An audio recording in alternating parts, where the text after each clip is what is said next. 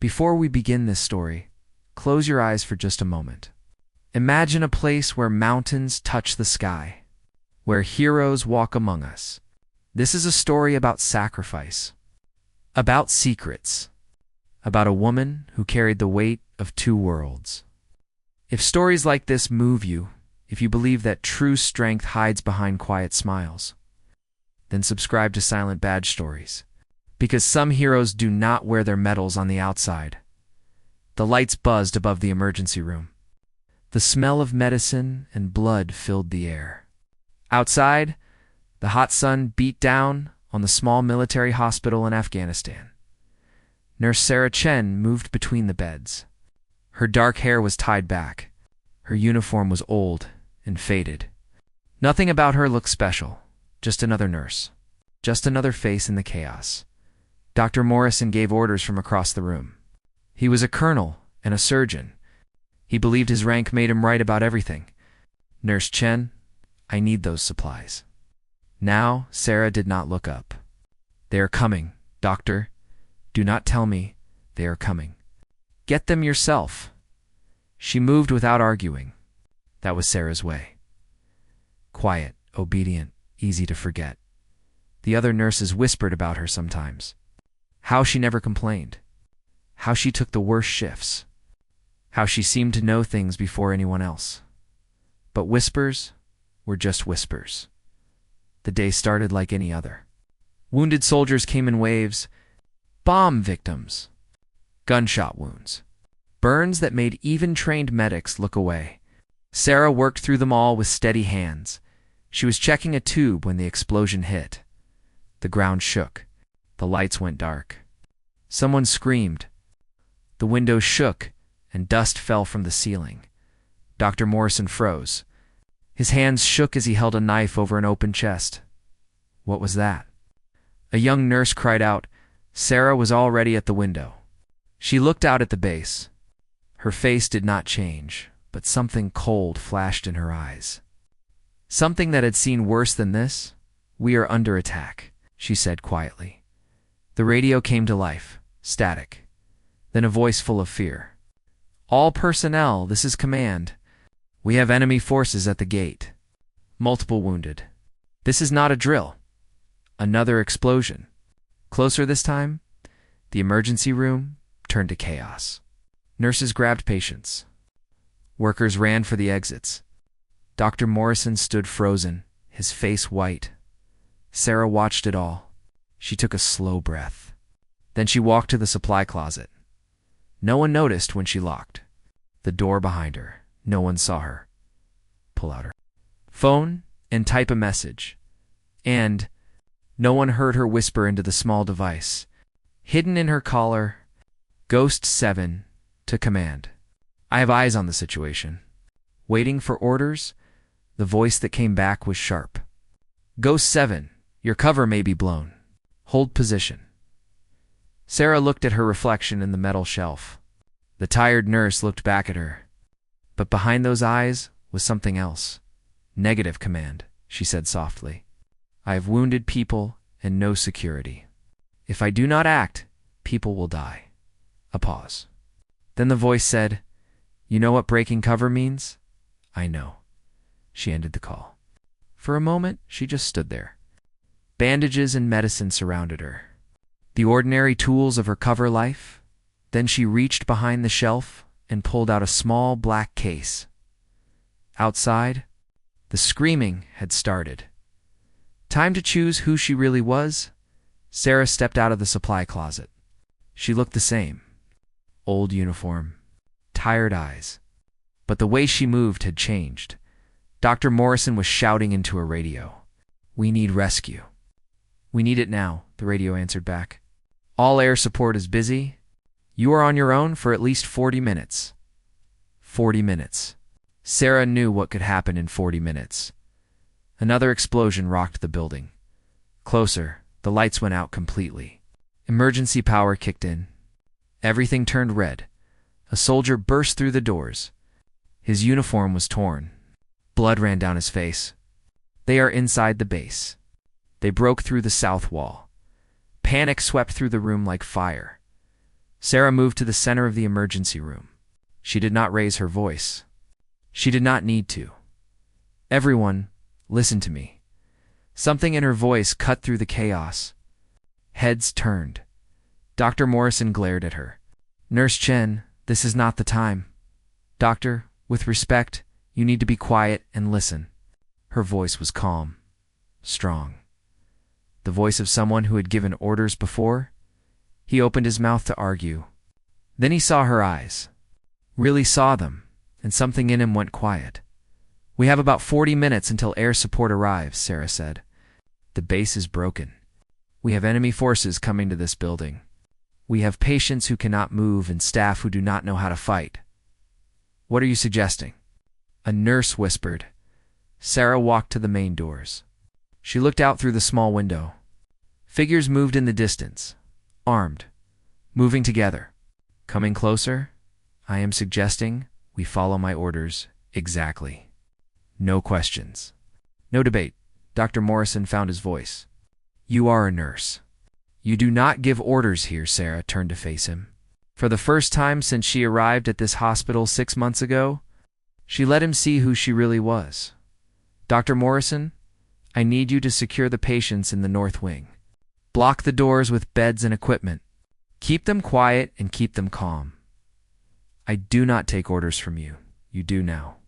She pulled something from her pocket. A badge. It caught the red emergency light. Major Sarah Chen, United States Army Special Operations. This building is now under my command. The room went silent. Someone dropped a clipboard. It hit the tile floor, loud in the quiet. Dr. Morrison stared at the badge. At her, his mouth opened and closed. That is not possible. You are just a nurse. I am a lot of things, doctor. Right now, I am the only reason everyone in this room might survive. So you can either help me, or you can get out of my way. He did not move. Sarah turned to the other staff. I need 2 people who can follow orders without panicking. The rest of you, get the patient safe. Now, 2 medics stepped forward. Young, scared, but willing. Sarah grabbed medical tape and started marking positions on the floor. You are going to think what I am asking is crazy. You are going to want to question me. Do not. Every second we waste is a second they get closer. She handed one medic a fire extinguisher. When I tell you, you spray this through that window? Not before. Not after. Exactly when I say, but why? No questions. Do you understand? He nodded. She turned to the other medic. You kill the generators on my mark. All of them. We go dark. That is suicide, Dr. Morrison breathed. Sarah checked her watch. She was counting something. Planning. No, doctor. That is tactics. Footsteps echoed outside. Heavy boots on gravel. Getting closer. Voices in a foreign language, sharp and angry. Sarah moved to the window again. She counted under her breath. Then she pulled out her phone and typed a message. What are you doing? Morrison demanded, giving them a target they cannot resist. The phone buzzed. A reply, 2 words. Copy that. Sarah turned to face her team. A surgeon who thought he was in charge, nurses who had never seen combat, medics barely out of training. In about 30 seconds, this room is going to become a war zone, she said quietly. I need you to trust me. I have done this before. More times than I can count. If you do exactly what I say, we will make it through this. And if we do not? A nurse whispered. Sarah's face softened for just a moment. Then I will make sure you are not alone. Outside. The footsteps stopped. A shadow fell across the door.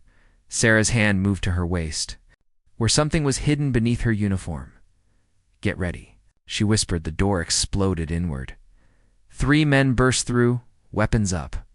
They wore mixed tactical gear and carried rifles. Their eyes swept the room. Looking for threats, they saw only scared medical staff and wounded patients. They did not see Sarah. She had moved the moment the door broke. Not away from danger, toward it. That was the difference between civilians and operators. Civilians ran from threats. Operators ran at them. She was behind the first man before he saw her. Her hand struck the pressure point in his neck. He dropped, like his strings were cut. The second man turned. Too slow. Sarah had his weapon before he could pull the trigger. She twisted it from his hands and used it to strike him across the head. He fell. The third man got his gun up. He was faster, better trained. But Sarah was already diving behind a hospital bed. Bullets tore through the metal frame. Sparks flew. Someone screamed, "Lights!" Sarah shouted. The medic killed the generators. The room went black. Sarah moved in the dark, like she could see. She had done this drill 100 times, maybe 1,000. Her hands found the third man's rifle in the darkness. She pushed it up, away. The gun fired into the ceiling. Then she swept his legs and put him down hard. Silence. Sarah counted to 5, listening, breathing, making sure there were no more lights. She said quietly. The generators came back on. Red emergency lighting flickered to life. 3 enemy fighters lay on the floor, not dead. Sarah did not kill unless she had to. The medical staff stared at her, their mouths open, their eyes wide. Dr. Morrison looked like he had seen a ghost. "Who are you?" Sarah was already tying up the men on the floor. "I told you, Major Chen. Majors do not fight like that." She looked up at him. "Special operations majors do?" A nurse found her voice. "How did you do that in the dark?" "You could not have seen anything. Night vision training. Muscle memory. A lot of very expensive training." Sarah dragged the men to the corner. "We do not have time for questions." That was the first team. "There will be more." As if to prove her point, gunfire erupted outside. Closer this time. Sarah moved to the window. She could see gun flashes in the base. At least 12 fighters, maybe more. They were organized, working together. This was not a random attack. Someone had planned this. Her phone buzzed. She looked at the screen. A message from command. "Quick reaction, force coming. Flight time 25 minutes. Hold position 20-5 minutes. She had held positions with worse odds. Sarah turned back to the staff. "We are going to make this place a fortress. Dr. Morrison, I need you to." "No." He stepped forward. His face was pale, but his jaw was set. "No, I am not taking orders from you. I do not care what that badge says. This is a hospital. We are medical people. You do not fight. Then you die." The words hung in the air. Sarah walked up to him. She was shorter by several inches, but she seemed to tower over him. "Doctor, I respect what you do. I respect the oath you took. But right now, those men outside do not care about the rules of war. They do not care that you are a healer. Are going to come through that door, and they are going to kill everyone in this room, including the patients you are trying to protect. We will surrender. We will. They do not take prisoners." Each word hit like a hammer. "I have seen what they do. I have pulled bodies from buildings like this one. People who thought mercy would save them." Morrison's face went even paler. "I am not trying to scare you," Sarah said, softer now. "I am trying to save you. But I cannot do that if you fight me." For a long moment, he just stared at her. Then slowly he nodded. "What do you need?" Sarah let out a small breath of relief. "I need you to do what you do best. Take care of the wounded. Keep them calm. Keep them quiet. Let me handle the rest." She turned to everyone. "Listen carefully. We have limited ammunition, limited weapons. But we have something they do not. We have position. We have medical knowledge. We have the element of surprise. They think we are soft targets. Let us prove them wrong." A young nurse raised her hand. "I do not know how to shoot. You do not need to. I need you to do something else." Sarah handed her a phone. "You watch the South Hall. If you see anyone coming, you count them and you tell me. Can you do that?" The nurse nodded. Sarah organized them quickly. Lookouts, people to build barricades, team in case anyone got hurt. She moved like she had done this before because she had. Different country, different war, same dance. Dr. Morrison watched her work. How long have you been doing this? 12 years? And the nursing? 6 months? This was supposed to be a quiet job. She almost smiled. Gather information, nothing more. What were you gathering information on? Sarah looked out the window at the coming fighters. Them, outside. The gunfire was getting closer. Someone shouted in the distance. Orders, coordinates. They were coming. The next wave hit like a storm. They came from 3 directions. Sarah had expected 2. They were learning. Getting better. Good. That meant they were taking this seriously. Bullets punched through the windows. Glass broke everywhere. Sarah had already moved everyone away from the outer walls. The patients were safe in the inner rooms, protected by layers of equipment and concrete. One of the lookouts shouted, 6 men! East Hall! Sarah grabbed the captured rifle. She moved to the doorway and fired 3 short bursts. Not to kill, to push them back. To make them think twice about rushing forward. It worked. The attackers scattered, looking for cover. West Hall, another voice called. 4 more. Sarah's mind worked like a computer. 10 men visible, probably more waiting. They were trying to beat her with numbers. Standard tactic. She spoke into her hidden radio. Ghost 7 to any friendly units. I have about 15 enemy fighters at my position. Medical building, grid 7, 7 Alpha, static. Then a voice she knew. Captain Martinez from the security team. Ghost 7, this is Watchdog 6. We are pinned down at the motor pool. Cannot reach you. Understood? Hold your position. Help is coming, to you or to us. Sarah smiled without humor. Both she turned to the medic with the fire extinguisher. Now he sprayed it through the broken window. White foam filled the air, creating a cloud of cover. The attackers fired blind into it. Bullets went wide. Sarah used the confusion to move. She grabbed a medical kit and a flare gun from the emergency supplies. She handed the flare gun to Dr. Morrison. In exactly 10 minutes, you fired this through the north window. Straight up, can you do that? What is it for? A signal to who? People you do not want to meet. She checked her watch. 10 minutes, doctor. Not 9? Not 11? 10 exactly? She did not wait for an argument. Sarah moved through the hospital like a ghost. She knew every hall, every room, every hiding spot. She had memorized the layout her first day here. The way she memorized every location she worked. You never knew when a quiet nursing job would turn into a firefight. She found them trying to break down the west entrance. 5 men with a heavy ram. They were focused on the door and never saw her coming. Sarah did not attack, not yet. She counted them, noted their weapons, their positions, their communication style.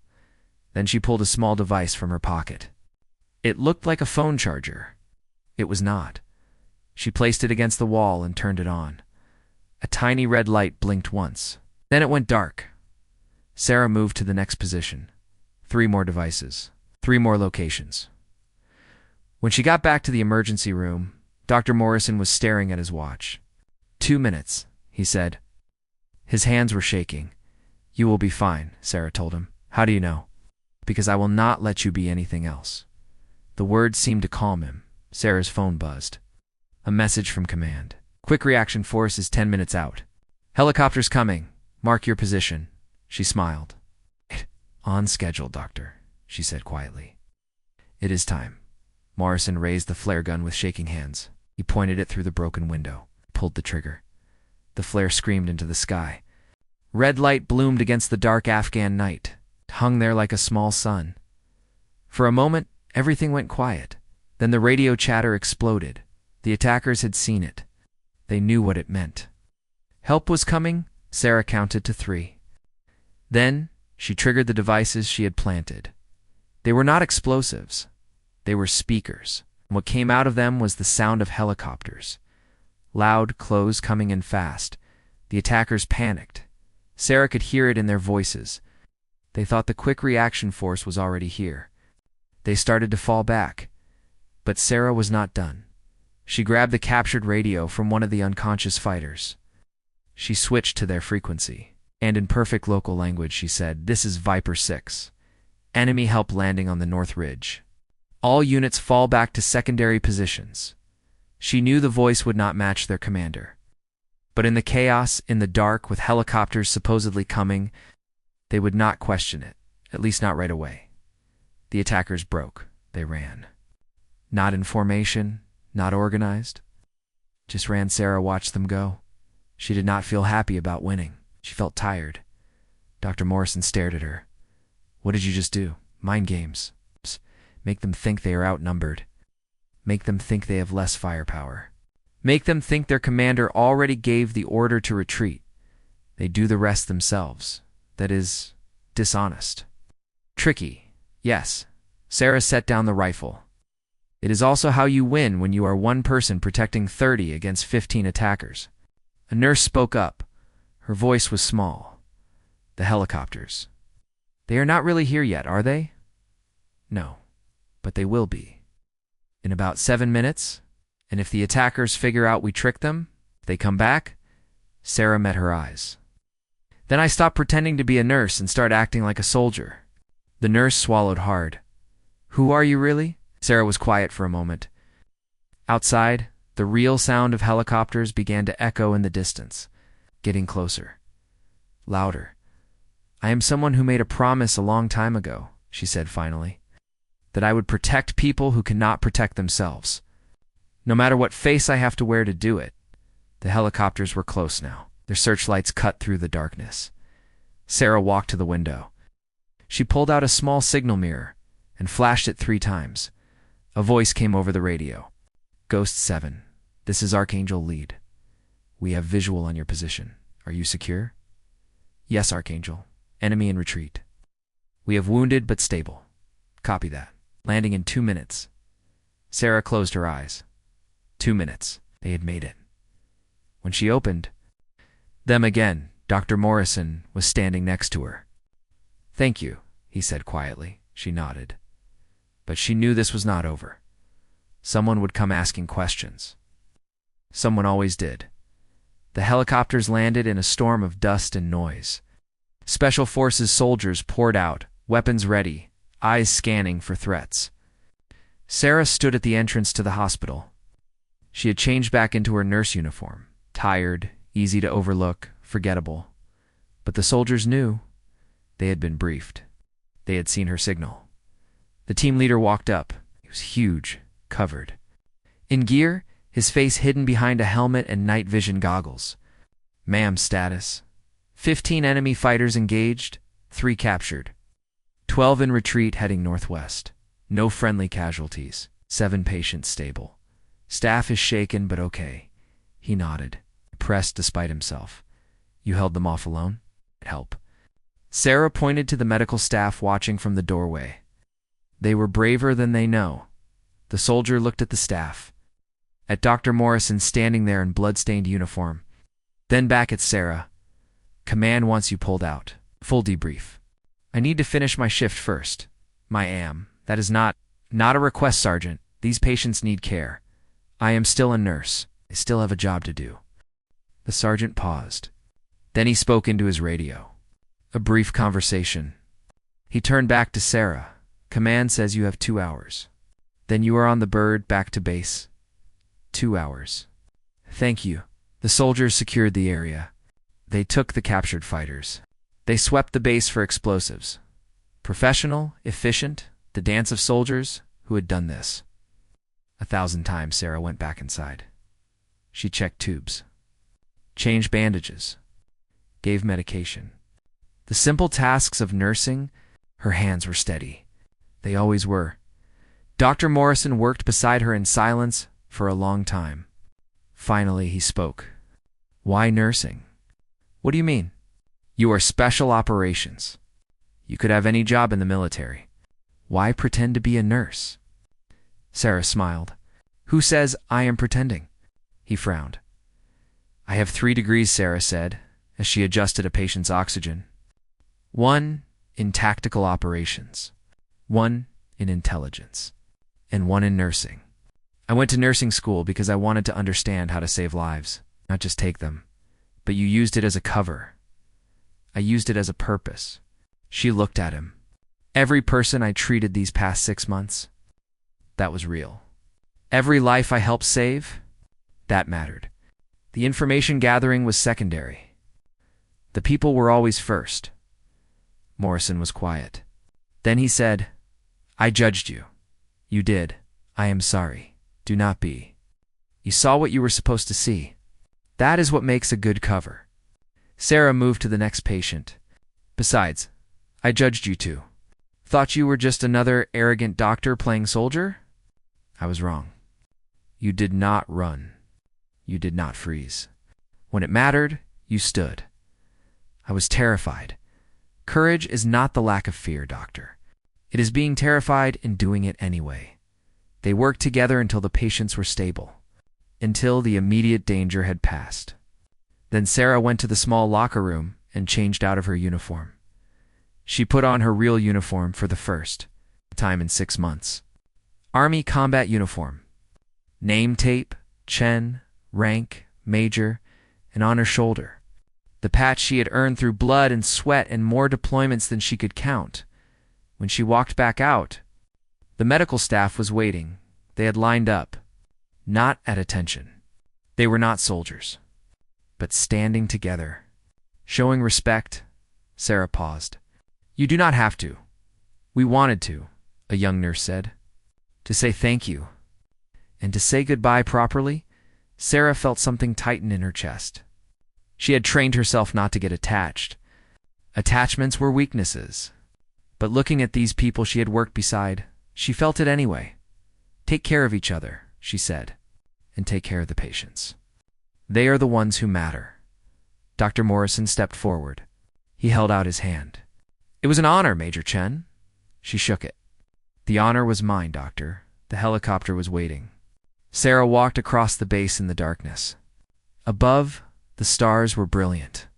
Afghanistan had the clearest stars she had ever seen.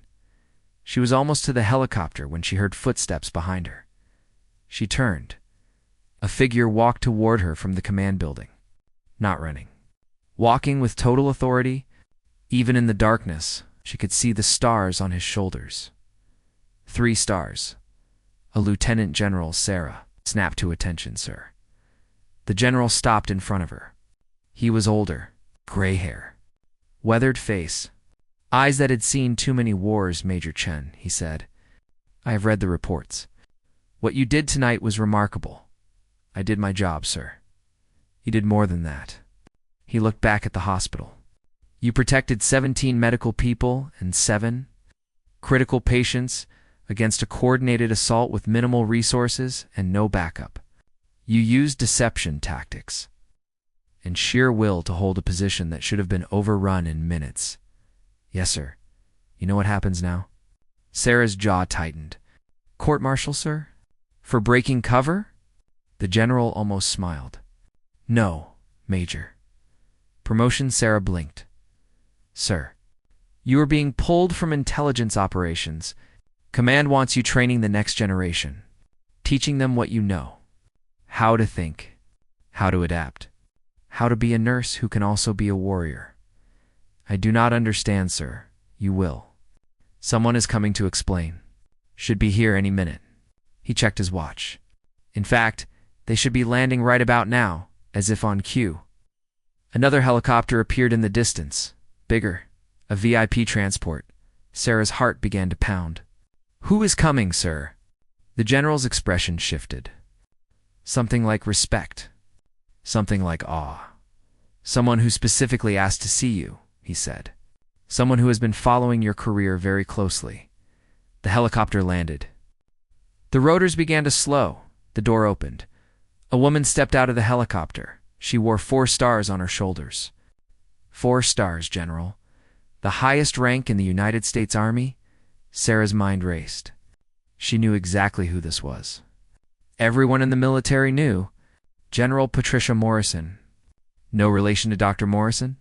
First female 4-star general in Army history. Commander of Special Operations Command, the most powerful woman in the military. She walked towards Sarah with measured steps. Behind her, aides and security kept a respectful distance. The lieutenant general beside Sarah came to attention. He saluted. General Morrison returned it sharply. Then her eyes fixed on Sarah. "Major Chen," she said. Her voice was firm, but not unkind. At ease, Sarah relaxed her posture. "Barely do you know who I am?" The general asked. "Yes. But then, you know I do not fly to forward bases in Afghanistan at midnight unless something extremely important requires my attention." She stepped closer. "You are that something major," Sarah said nothing. She had learned long ago that when generals spoke, majors listened. "I have been watching your career for 3 years," General Morrison continued. "Ever since you pulled off that hostage rescue in Yemen.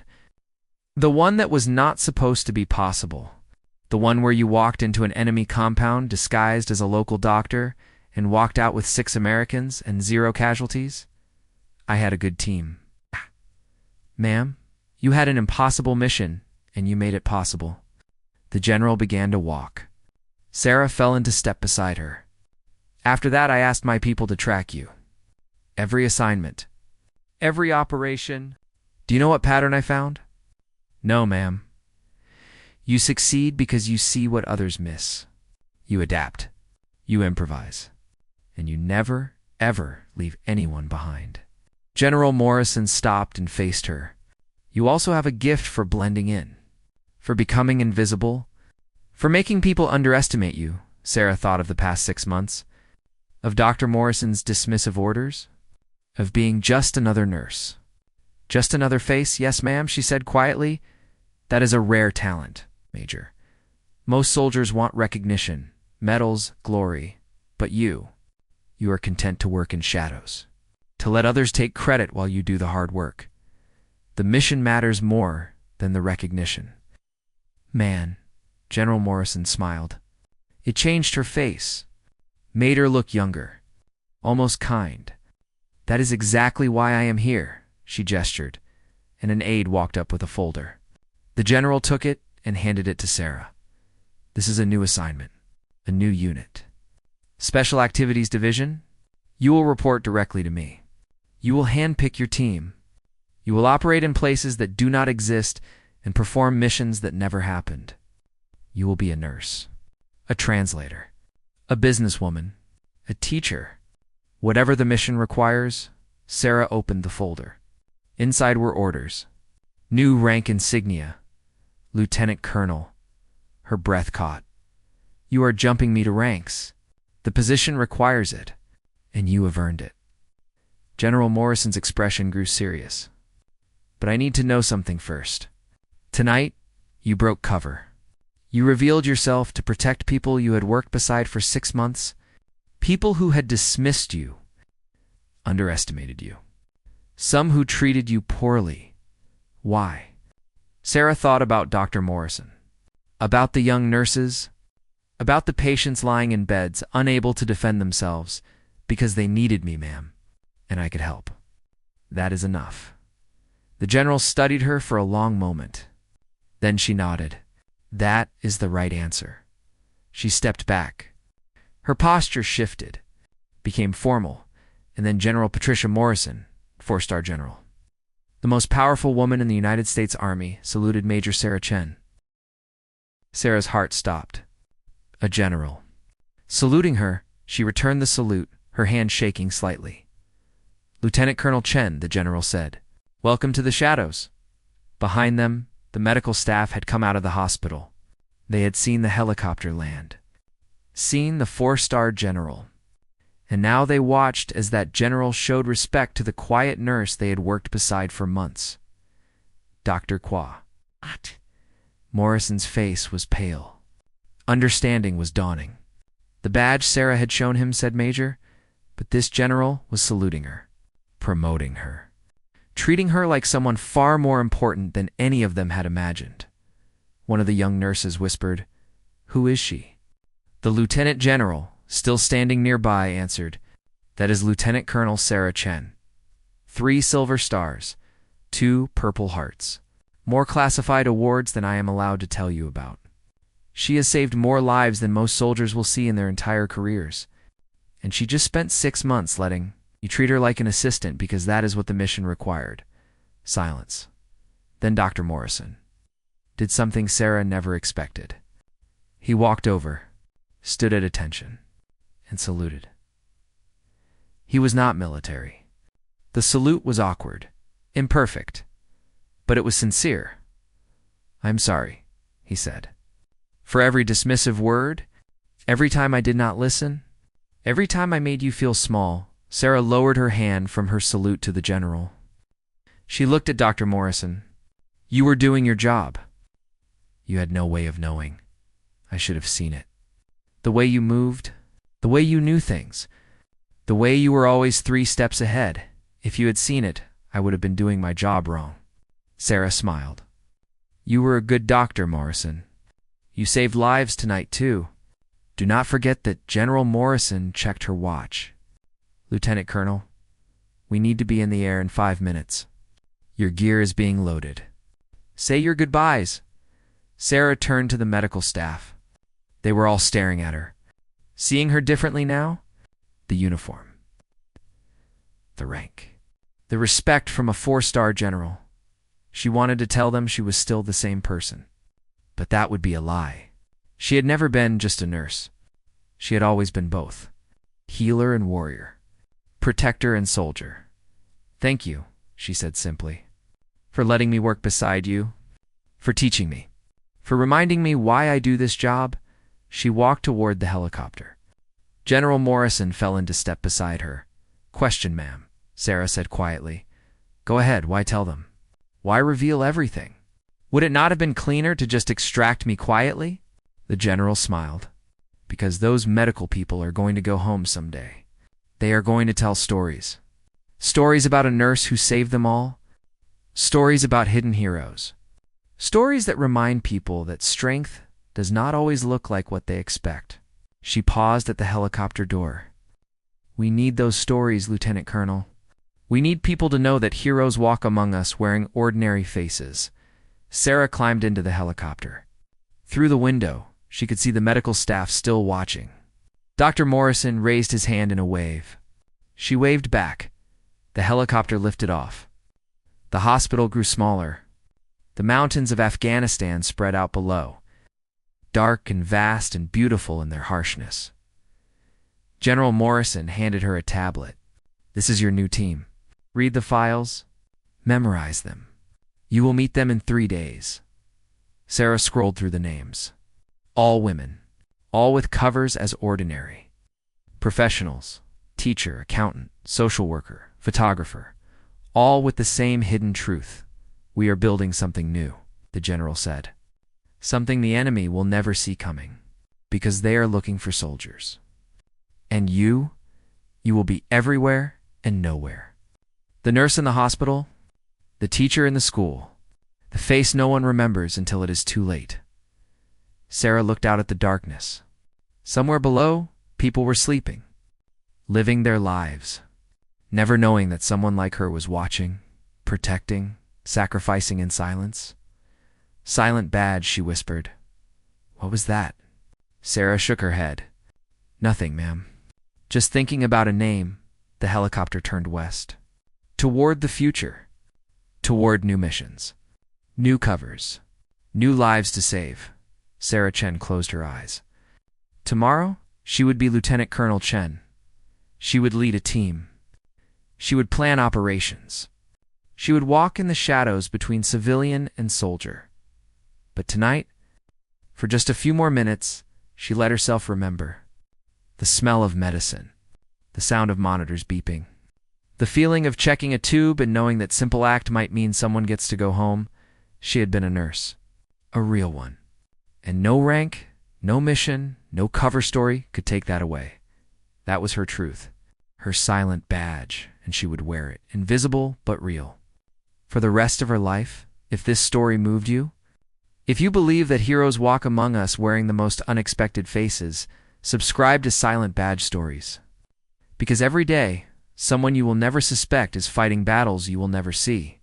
And they do it not for recognition, not for glory, but because someone needs them. And that is enough.